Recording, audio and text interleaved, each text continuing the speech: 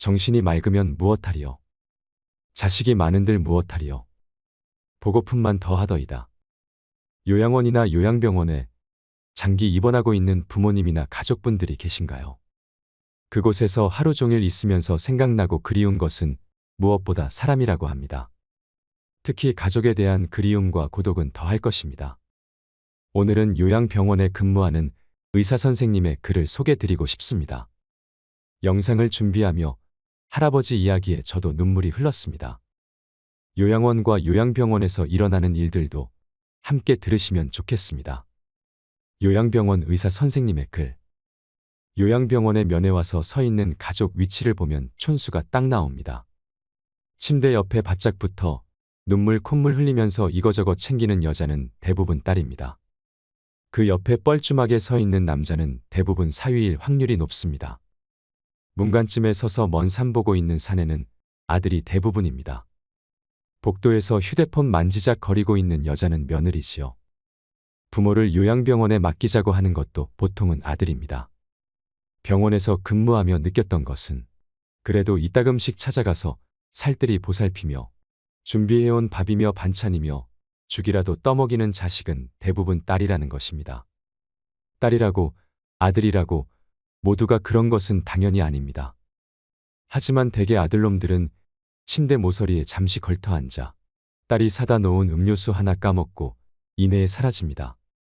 밀린 숙제를 하러 온 것 마냥 부모님을 보러 온 지 5분 만에 사라지는 자식들도 많습니다. 아들이 무슨 신주단지라도 되듯이 아들하며 금지옥엽 키워놓은 벌을 늙어서 받는 것일까요? 아들에게 남은 재산 다 물려주고 길바닥은 모면했지만 요양병원에 나앉은 노인들을 보면서 나는 많은 생각을 했습니다. 그래도 당신에게 그런 딸이 곁에 남아있어서 다행이라고 해야 할까요? 딸 하나, 열아들 부럽지 않은 세상이라는 말에 지금은 어느 정도 동의하게 되었습니다. 오늘도 요양병원에 갇혀 병원의 강요가 규칙이라는 명목으로 둔갑하고 내 의지와 삶을 송두리째 뺏겨버린 이들을 봅니다. 하는 일 없이 잠만 자다가 일어나서 먼 산만 바라보는 공허한 눈동자를 보며 저 모습이 나의 미래가 아닐까 두렵기도 합니다. 환자들을 보러 오는 가족들은 당신들이 무감각하게 바라보는 요양병원의 환자들처럼 곧 당신의 미래가 그렇게 될 수 있다는 것을 알까요? 요양병원에서의 입원이 길어지면 차라리 죽는 것이 낫겠다고 외치는 사람도 많습니다. 이곳에 들어오면 살아서 나가는 일은 잘 없습니다. 하지만 마음대로 죽지는 못합니다. 본인의 의지로 요양병원에 오는 사람은 잘 없습니다. 그렇듯 인생의 끝자락을 요양병원에서 마무리하게 되는 것도 본인의 의지와는 아무런 상관이 없습니다. 그들의 죽음이 어떻게 평안할 수 있을까요? 지금도 많은 노인들이 창살 없는 감옥에서 의미 없는 삶을 연명하며 희망 없는 하루하루를 요양병원이나 요양원에서 보내고 있습니다. 그들도 자신의 말로가 그렇게 될 줄은 전혀 몰랐을 것입니다. 자신과는 절대 상관이 없는 이야기라고 믿고 싶겠지만 그것은 희망사항일 뿐 결코 남의 이야기가 아닙니다.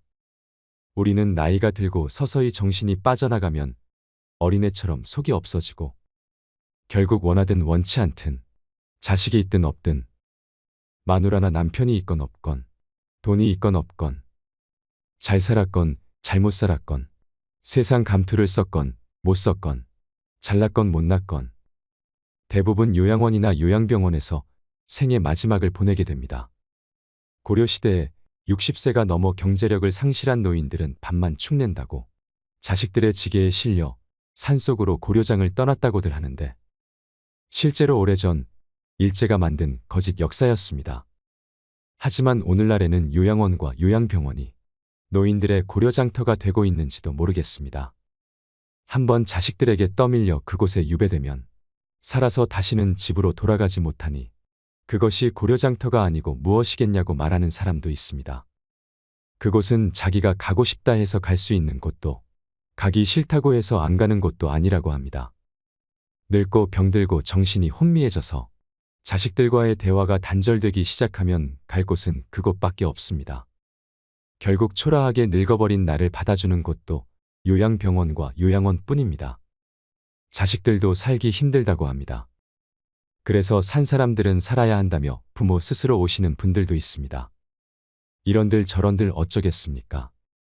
그래도 내 정신 가지고 사는 동안이라도 맛있는 거 먹고 가고 싶은 곳 가보고 보고 싶은 거 보고 하고 싶은 것 하면서 즐겁고 재미있게 살아야지 합니다. 내게 주어진 시간을 헛되이 보낼 수는 없으니까요. 몇 년 전 일입니다. 병실에 80세가 넘으신 할머니가 있었습니다. 할아버지 병은 깊었습니다. 할머니는 성경을 읽으며 지극정성으로 할아버지 곁을 지켰습니다. 오늘은 어쩐 일인지 아침 저녁으로 할아버지 가족들이 병실을 다녀갔습니다. 내 아버지 이번엔 못 일어나신다.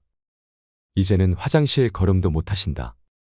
조금 전에도 의사가 호수로 오줌 빼주고 갔다. 할머니는 눈물을 글썽이며 아들에게 말했습니다. 아들은 아무 말이 없었습니다. 그날 저녁 할아버지의 막내딸이 병실로 찾아왔습니다. 지방에서 올라온 막내딸은 할아버지 손을 잡고 한참을 울었습니다. 할아버지는 미동도 않은 채 말이 없었습니다. 막내딸은 3일 동안 할머니와 함께 병실에서 잠을 잤습니다. 아빠, 나 이제 가봐야 해. 아빠하고 같이 있고 싶은데 그럴 수가 없어. 김서방 출근도 시켜야 하고 아이들 학교도 보내야 해. 그녀는 울먹이며 늙으신 아버지 가슴에 얼굴을 묻었습니다. 아빠, 옛날 일 기억나? 아빠하고 나하고 매일 들길을 걸어서 학교 갔었잖아. 여름 장마 때면 아이들은 잔뜩 부른 개울물 앞에서 늘 아빠를 기다렸어. 아빠는 아이들을 한 명씩 한 명씩 가슴에 안아 개울물을 건너 주었지. 아빠는 아이들에게 사랑이 많은 선생님이었으니까. 아빠가 학교에서 숙직하는 날 기억나지? 엄마가 사준 도시락을 들고 내가 눈밭을 걸어서 아빠에게 갔던 날. 내 발바닥 꽁꽁 얼었다고 아빠가 따뜻한 배 안으로 내 발을 집어넣었잖아. 얼마나 차가웠을까. 막내딸은 울음을 삼키며 할아버지 가슴에 다시 얼굴을 묻었습니다. 딸의 울음소리에도 할아버지는 말이 없었습니다. 아빠, 나 이제 가야 돼. 꼭 다시 일어나야 돼. 아빠 꼭. 옆자리에서 있던 할머니가 막내딸의 손을 끌었습니다. 어여 가거라. 어여, 아버지 다 알아들으셨을 게다. 할머니는 막내딸을 데리고 병실 밖으로 나갔습니다. 잠시 후 할머니는 눈물을 닦으며 병실 안으로 들어왔습니다. 조금 전에 나간 아이가 우리 막내딸이라오. 아버지 사랑을 많이 받고 자랐지요. 응석바지로 자라 지금도 아빠 아빠 하잖아요. 이제 제 아버지 눈이나 감으면 와야지 뭐. 아버지를 끔찍이 좋아했는데 아버지 얼굴을 마지막으로 본다고 생각하니 얼마나 슬펐을까요? 바로 그때 할아버지 목소리가 들려왔습니다. 임자. 할아버지는 가쁜 숨을 몰아쉬며 일으켜달라고 했습니다. 할머니와 나의 부축을 받으며 할아버지는 한 걸음 한 걸음 창가 쪽으로 걸어갔습니다. 할아버지는 힘겨운 숨을 고르며 창밖을 살폈습니다. 창문 밖 멀지 않은 곳에 정문 쪽으로 걸어가는 막내딸의 뒷모습이 보였습니다. 할아버지는 힘겹게 오른팔을 들었습니다. 유리창 너머로 보이는 딸의 뒷모습을 어루만지며 할아버지는 차디찬 유리창만 계속 쓰다듬었습니다. 딸을 향해 마지막 인사를 하는 할아버지의 눈가로 눈물이 가만 흘러내렸습니다. 그리고 딸을 다시는 보지 못하고 할아버지는 눈을 감았습니다. 향년 86세. 고생한다며 따뜻한 손으로 쓰다듬어 주시던 당신이 벌써 그립습니다. 편히 쉬세요, 할아버지. 어느새 황혼의 길을 걷고 계시는 분들은 지난 세월이 어떻게 흘러갔는지도 모를 정도로 바쁘고 힘겹게 살아오셨을 겁니다. 하루하루 주어진 일만 묵묵히 하며 지내다 보니 젊음은 다 지나가고 얼굴에 주름만 가득하지요. 언제 내가 이렇게 늙었나 하며 야속한 세월에 먹먹한 마음만 듭니다. 하루하루 먹고 살기 바빴고 자식에게 모두 해주는 것만이 사랑인 줄 알다 보니 노후 대비는 꿈도 꿀 새가 없었다는 어느 노인분의 말에 여러 가지 만감이 교차합니다. 사랑으로 착하게 키워서 자식들의 도움을 받는 노년이라면 그나마 다행이라고 할 수 있을까요? 자식들에게 다 털어주고 남은 돈 한 푼 없으면 늙고 초라한 부모는 더 이상은 볼 일 없다며 내팽개치는 자식들도 많습니다. 이러한 자식과 부모 사이가 오늘날의 세태라며 한탄하시는 분도 있습니다. 우리는 남은 여생을 어떤 마음으로 살아야 할까요? 요양병원에 입원한 어느 노인의 일기를 들으시며 누군가의 마음을 이해해보는 시간이 되시길 바랍니다. 요양병원에 입원한 어느 노인의 일기. 요양병원에 입원한 지 어느덧 8년이 되었습니다. 그동안 내가 입원했던 병실에는 수도 없는 노인들이 왔다 갔습니다. 저와 그들은 같은 감정을 느꼈습니다. 열심히 살 때는 세월이 총알 같다 하고 쏜 화살 같다 하건만 할 일 없고 몸이 쇠하니 세월이 가지 않는다 그렇게 한탄하시더이다. 정신 맑으면 무엇하리요. 자식 많은들 무엇하리요. 보고품만 더하더이다. 차라리 정신을 놓아버린 저 할머니처럼 세월이 가는지 자식이 왔다 가는지 애지중지하던 자식을 보아도 몰라보시고 그리움도 사랑도 다 기억에서 지워버릴 수 있다면 얼마나 좋을까요? 천진난만하게 병원에서 주는 하루세끼 간식만이 유일한 낙이더이다. 자식이 10여 남매 있으면 무엇하리요. 이 한몸 거할 곳 없더이다. 아들, 딸, 자식들, 유명인사인들 무엇하리요. 이 한몸 갈 곳 없어 여기까지 흘러 왔더이다.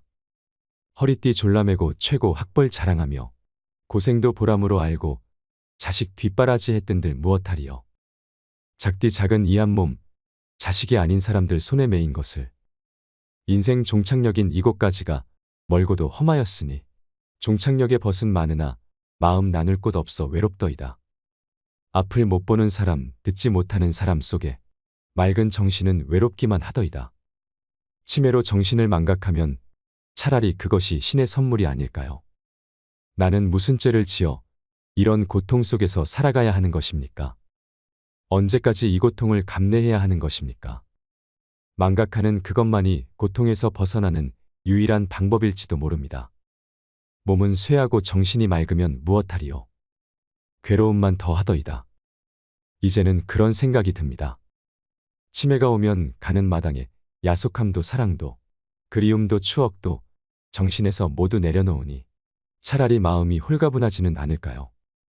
모진 비바람도 다 지나간 조용히 흐르는 저 호수 같은 마음으로 훌을 떠나고 싶습니다.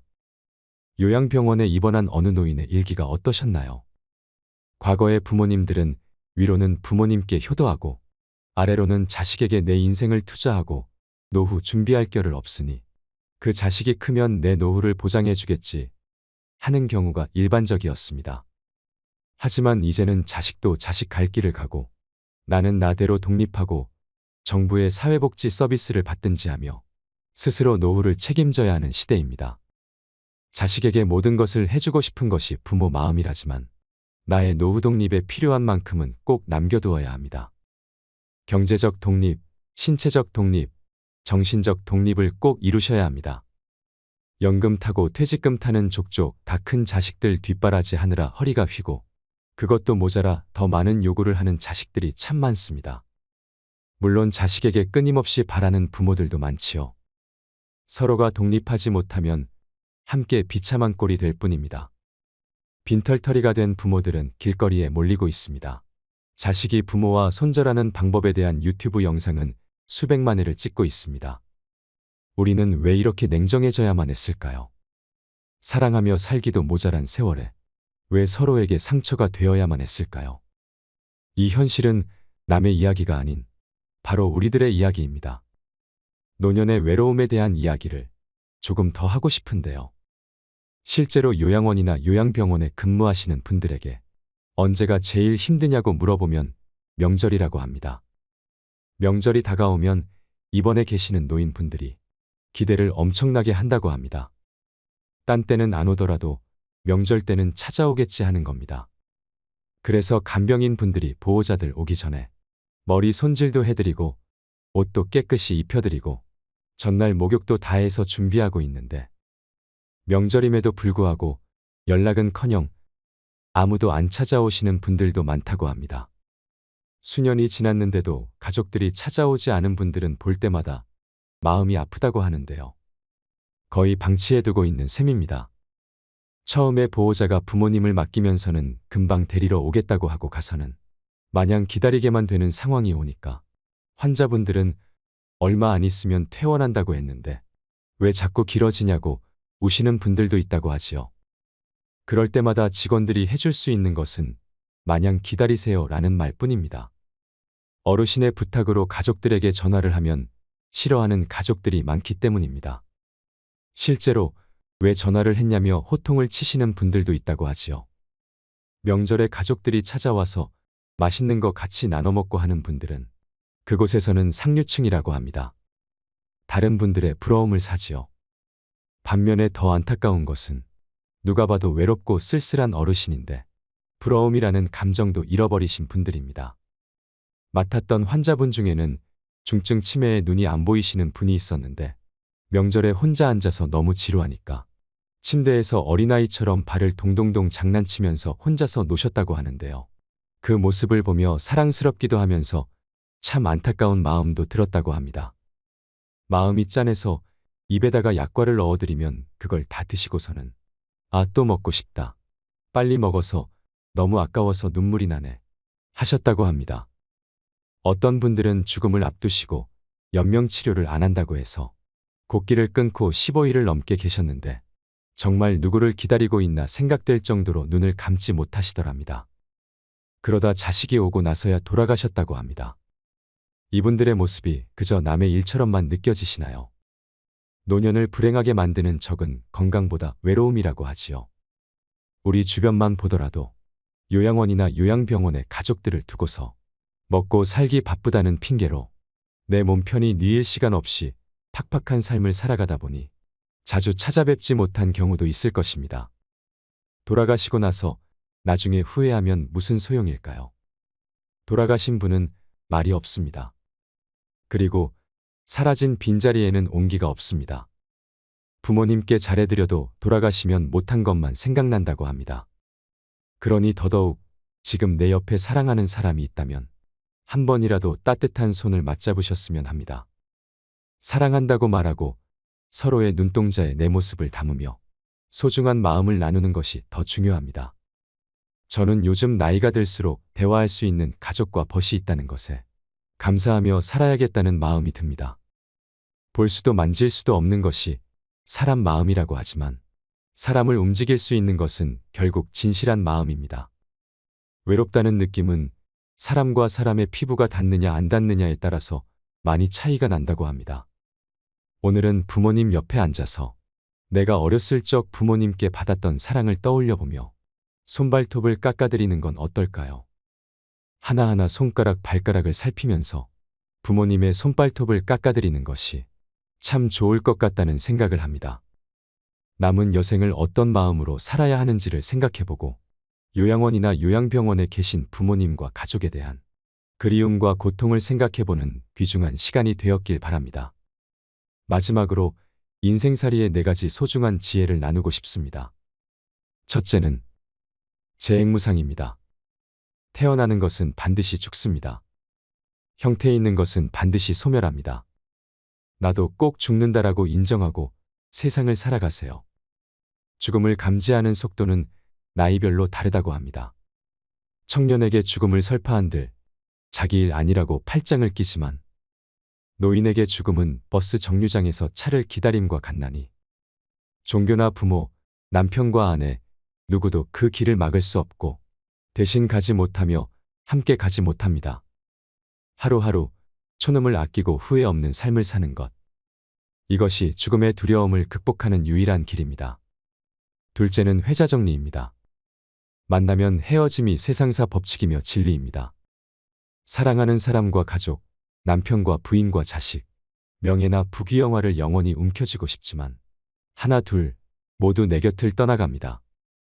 인생살이는 쉼이 없는 연속적인 흐름인 줄 알아야 합니다.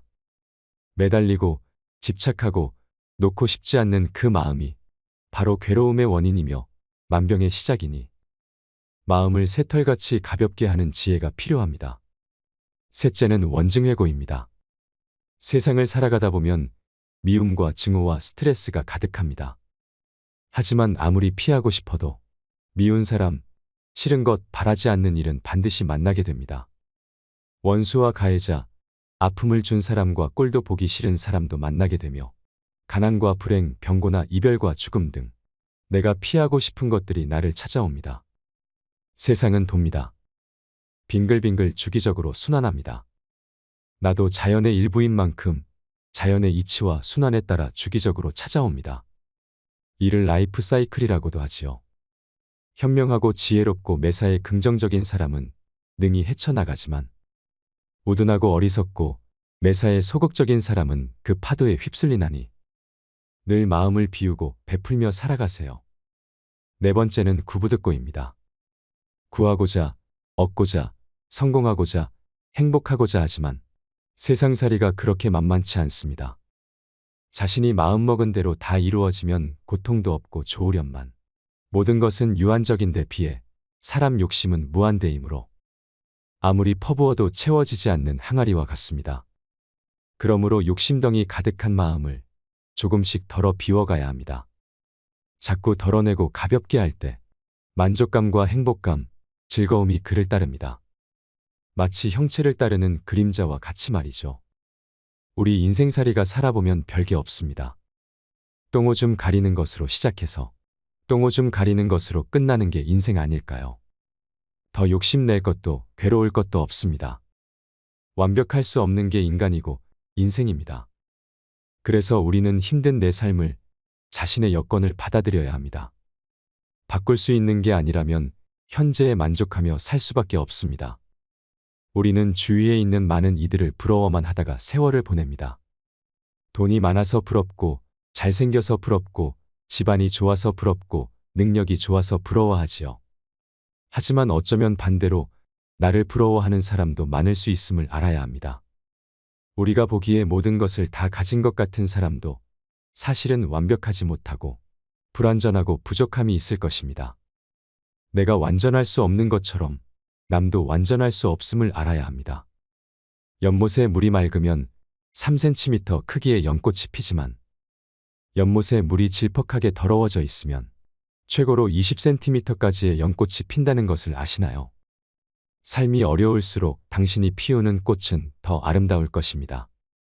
우리가 겪는 고통의 원인은 집착이며 이 집착에서 벗어날 때 고통은 사라진다고 합니다. 모든 일에 긍정적이고 감사하다는 마음을 가지면 당신의 그 마음으로 인해 우리 주변이 훨씬 더 따뜻해질 것입니다. 마음을 비우고 마음껏 행복하시길 바랍니다. 노인이 되어서도 밝은 미소를 잃지 마세요. 그것이 당신의 인생을 아름답게 만드는 최고의 비법이 될 것입니다. 세월 따라 가는 인생. 좋은 시절 다 보내고 이제 노을진 언덕에 서서 생각하니 잘못 살아온 인생 회한만 남았더라. 50세엔 지천명이라 하늘의 명을 알 때가 되니 어느덧 미의 평준하라 미남 미녀나 추남 추녀가 따로 없게 되더라. 60세엔 이순이라 남의 말을 들어 그 뜻을 이해할 만하게 되니 학력의 평준하라 배운 놈이나 못 배운 놈이나 직장에서 쫓겨나기는 매 한 가지라. 70세엔 종심이라 마음 내키는 대로 마음 놓고 행동을 해도 탈이 없다고 하지만 건강의 평준하라 건강한 사람과 약한 사람의 구별이 없이 약봉지를 싸들고 다니긴 매 한 가지라. 80세엔 산수로 가릴 것이 없는 나이라지만 부의 평준하라 있는 놈이나 없는 놈의 구별 없이 돈을 못 쓰고 집에 틀어박혀 있기는 매 한 가지라. 90세엔 졸수라 살 만큼 살아서 여한은 없겠지만 그래도 미련이 남았을 텐데 생사의 평준하라 산 사람이나 죽은 사람이나 누워있기는 매 한 가지라. 100세는 상수라 하여 사람이 살 수 있는 최상의 수명을 누렸다지만 더 이상 희망이 없는 나이로 백약이 무효란다. 어떻게 하면 남은 여생이 자식에게 짐이 되지 않고 천덕꾸러기가 되지 않을지 고민하는 분들이 많습니다. 나이가 들면 몸도 마음도 건강한 사람이 가장 부자요. 건강한 사람이 가장 행복한 사람이요. 건강한 사람이 가장 성공한 사람이며 건강한 사람이 세상을 가장 잘 살아온 사람입니다. 오랜 시간 건강하게 사랑하는 이들과 함께 즐겁고 행복한 삶을 살기 위해 노력하며 풍요와 평안이 함께 하시기를 진심으로 소망합니다. 하루하루 스트레스 받지 말고 멋지게 살아가시길 바랍니다. 이상으로 인생 철학이었습니다. 철학이 있는 당신의 삶을 응원합니다.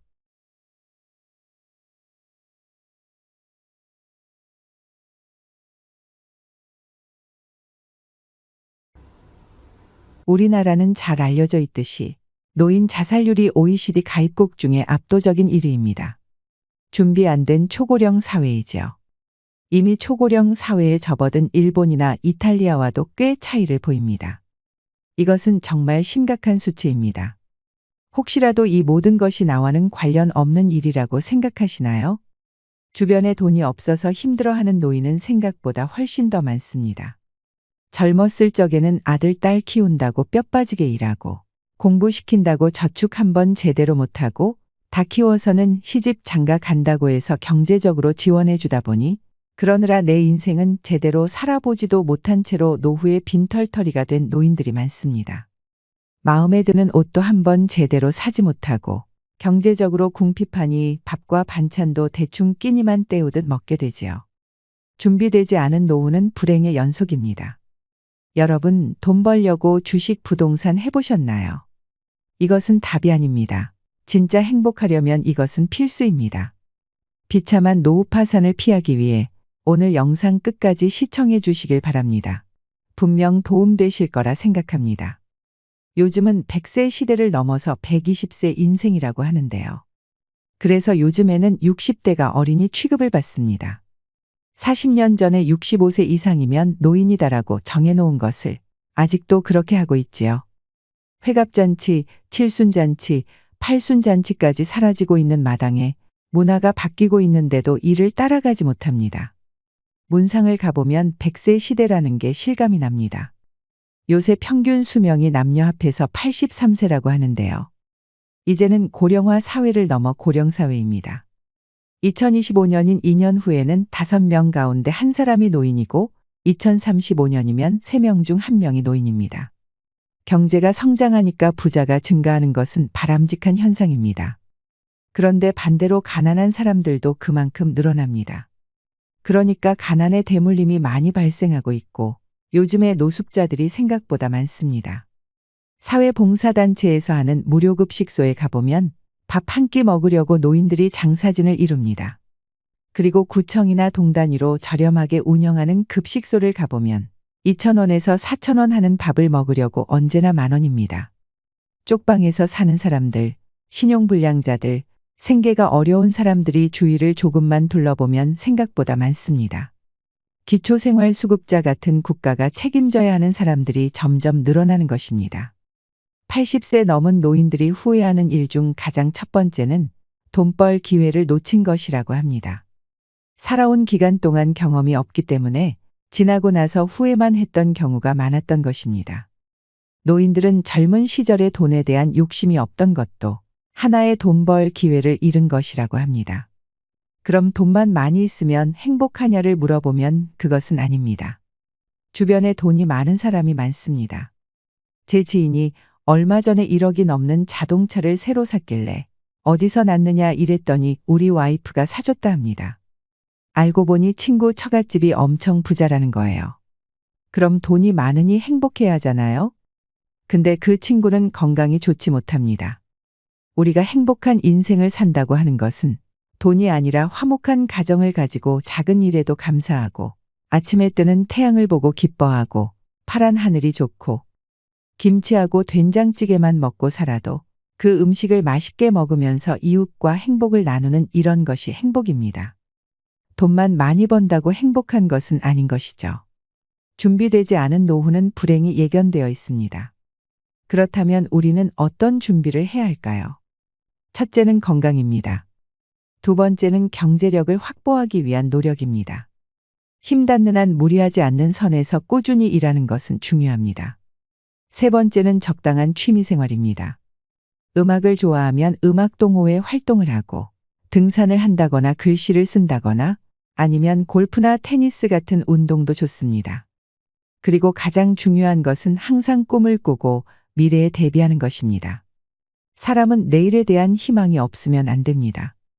6.25 사변 때 종군 기자의 글을 보면 우리 병사가 포위당해서 쩔쩔매고 있을 때 너는 희망이 뭐냐 물었더니 나는 내일이 희망입니다라고 했다고 합니다. 미래를 대비한다는 것은 사람의 인격과 품격을 높이고 노후 준비를 위해 저축하는 삶을 살아야 한다는 것입니다. 요즘에는 50대의 정년퇴직, 희망퇴직하는 분들이 많은데요. 이것이 끝이라고 생각하면 안 됩니다. 경제 활동을 계속하셔야 합니다. 나이가 들수록 나에게 맞는 생활 리듬이라든가 가정의 역할이라든가 경제 감각을 잃어서는 안 됩니다. 이것은 사회 안에서 활동을 하면서 변화에 대비할 수 있고 명상이나 독서 등을 통해 나는 누구하고 살 것인가, 사후에 나는 무엇을 남길 것인가 하는 생각들도 미리 노후에 대비할 준비를 하는데 필요한 것입니다. 노인들이 공통적으로 얘기하는 것이 있습니다. 지나온 세월을 돌이켜보면 인간관계에서 놓친 것이 많다는 것입니다. 그 중에서도 가장 후회되는 것은 가족을 크게 배려하지 못한 것이라고 합니다. 그리고 직장을 다니면서 경쟁의식 때문에 남을 견제하고 승진을 위해서라면 모든 걸 올인했던 것이 참 후회된다고 합니다. 더 너그럽고 더 베풀며 살지 못하고 트렌드를 외면하고 내가 바르다고 생각하는 길만 고집했던 것을 떠올립니다. 때로는 친구들과 어울려서 술도 한잔 먹고 같이 퇴근길에 커피도 마시고 이렇게 더불어 사는 인간관계를 누리지 못했던 것이 노년에 돌이켜보면 후회가 많이 된다고 하네요. 주식과 부동산이 노후 준비에 도움이 되는지 묻는다면 당연히 도움이 될 수 있다고 말합니다. 그런데 젊은 시절에는 도전과 모험이 가능합니다. 실패해도 다시 재기할 수 있는 기회가 있습니다. 하지만 노년이 되어서는 권장하고 싶지 않습니다. 저도 옛날에 주식을 조금 해봤습니다. 조금 지나니 주식이 계속 상승하는 겁니다. 그래서 다른 것도 이것저것 해보다가 전부 건설회사 주식으로 투자를 했습니다. 근데 그 건설회사가 망하고 나니까 주식이 종이 조각으로 변하는 것은 한순간이더군요. 사람 일은 아무도 모릅니다. 제 주위에 보면 주식 전문가라고 말하는 사람들이 많습니다. 하루는 그 중에 한 사람이 자기에게 돈을 맡기면 2배로 만들어 주겠다 합니다. 알고 보니 그 사람이 주식 브로커예요. 그러다 그 사람이 갑자기 죽고 나니까 엄청나게 많은 손해를 본 사람들이 나옵니다. 나이가 들면 조급해지는 마음에 사람이 욕심이 생깁니다. 그런 사람에게 주식은 독입니다. 주식은 나이 들어서는 정말 신중하셔야 한다고 생각합니다. 그리고 부동산 문제입니다. 부동산은 사실 영동 개발할 당시에 그때 땅을 산 사람들은 지금 다 부자가 됐습니다. 부동산은 과거에 떨어지는 경우는 별로 없는 경우가 많았지만 부동산 할 때는 항상 시드머니가 있어야 합니다. 옛날에 어느 땅 한 평에 얼마 할 때 사서 이렇게 많이 벌었다고 자랑하는 사람이 있습니다. 근데 그때 저는 그 땅 살 돈이 없었습니다. 무엇이든 내 분수에 맞게 지금의 상황에 맞게 크게 욕심내지 않는 것이 오히려 돈을 버는 것일 때도 있습니다. 요즘에는 계획 부동산이라고 해서 전화를 받고 어디가 개발된다니까 올라간다고 해서 그걸 사는 사람이 있습니다. 제가 아는 사람은 그걸 샀는데 가보니까 맹지입니다. 맹지는 도로가 없는 땅입니다. 절대 농지 아니면 또는 녹지 지역이라 개발이 불가능한 겁니다. 빚을 내서 내 노후 자금을 털어서 부동산에 투자하는 것은 나이 들어선 하지 않는 게 좋습니다. 지혜로운 노년의 삶을 위한 필수 조건은 일확천금을 노리지 않는 것입니다. 일확천금은 없습니다. 적은 수입이라도 그 수입 범위 내에서 생활하고 정부의 복지 정책에만 의존하지 말고 조금씩이라도 저축하면서 살아야 합니다. 그리고 일자리는 돈 욕심을 크게 내지 말고 과거의 경험을 다시 살리는 경력직이라든가 아니면 건강을 위해서 운동과 겸할 수 있는 일을 하는 것이 좋습니다. 출세나 돈 명예에 매달리지 마세요. 모든 게 순간일 뿐입니다. 인생은 일회용입니다. 한 번뿐인 인생에서 가장 중요한 것은 내 가치관을 정립하는 일입니다. 어떤 종교를 갖는 것은 본인이 선택할 일이고 누가 강요할 수 있는 것이 아닙니다. 하지만 가치를 논하는 것은 다릅니다. 장미꽃 한 송이가 5,000원이라면 5,000원이라는 가치를 갖고 있는 게 아니라 이걸 사다가 사랑하는 아내에게 꽃보다 예쁜 당신 사랑해 하고 아내에게 손에 쥐어줄 때 그때 5,000원의 장미꽃의 가치는 얼마가 될까요? 이게 가치입니다. 진주 목걸이는 여인의 목에 걸렸을 때는 보석이지만 돼지에게 주면 아무 가치가 없는 것입니다. 그래서 이런 가치에 집중하고 내가 선택할 수 없는 것에는 집중하지 말라는 것입니다. 출생연도, 나이, 내 부모와 출생지, 피부색, 이런 것은 내가 선택할 수 있는 게 아닙니다. 그러니 왜 가난한 집에 태어났을까 한탄하지 마세요. 그것은 본인이 선택한 것이 아닙니다. 시간이 가면 갈수록 가치가 올라가는 게 명품입니다. 그런데 인생도 명품 인생이 있습니다. 명품 인생도 나이가 들수록 더 쓰임을 받고 모든 사람에게 존경을 받는 것입니다. 어른의 존경을 받는 이러한 삶, 지혜로운 노년의 삶의 필수 조건이라는 것을 말씀드리겠습니다. 왜 가난한 사람이 많은지 묻는다면 한마디로 말할 수 없습니다. 그러나 저소득층이 증가된 큰 이유 중 하나는 바로 이것이라 생각합니다. 첫째로 당사자가 자활 의지가 없습니다. 일자리 창출이 미흡하다고 정부 탓, 사회 탓만 하면서 안주하는 사람들이 많습니다. 자신의 노동 능력을 과대평가하거나 외면하고 3D 업종인 힘들고 위험한 일, 더러운 일은 기피합니다. 실제로 통계를 보면 나비 넥타이 매고 서비스하는 이런 업종은 임금이 저렴해도 공급이 넘치는데 땀 흘리고 기름 묻혀가며 일하는 것은 잘 안 하려고 합니다. 옛날에도 이런 말이 있습니다. 가난한 나라도 임금도 구제하지 못한다. 다만 우리나라가 양질의 노인의 일자리가 부족하다는 건 공감합니다. 우리나라 기업들이 처음에는 값싼 노동력을 찾아 중국에다 공장을 짓다가 베트남으로 옮겨가고 이제는 인도네시아가 희망의 땅이라고 합니다. 우리나라 공장을 외국으로 가게 하지 않고 국내에 세워서 인력을 확보하는 그런 정책이 필요하다고 생각합니다. 결국 이런 여러 가지 문제들이 악순환이 되어서 근로 의지가 부족하고 땀 흘리지 않으면서 공짜로 살려고 하는 사람들이 많아지니까 포퓰리즘 문제가 발생합니다. 무능력해도 정부가 무분별하게 현금을 살포하는 것은 장기적으로 우리 인생과 우리나라에 아무런 도움이 되지 않습니다. 지금 영세민들 얘기할 때 이런 얘기를 많이 합니다. 낚시법을 가르쳐야 된다. 고기를 한 마리 잡아서 배급해 주게 되면 한 끼를 배불리 먹지만 낚시하는 법을 가르쳐주면 일주일 동안 고기를 낚아 먹을 수 있는 것이다. 그러니까 그들이 상생할 수 있는 사회를 만드는 것이 필요합니다. 생산적인 걸로 방향을 전환하는 정책은 필요하다고 믿습니다. 그리고 지금 문제는 중년, 노년의 삶을 살아가는 사람들이 집 하나는 있는 경우가 많습니다. 그런데 집은 있는데 수입이 없습니다. 그러면 자나깨나 세금 걱정하게 되는 겁니다.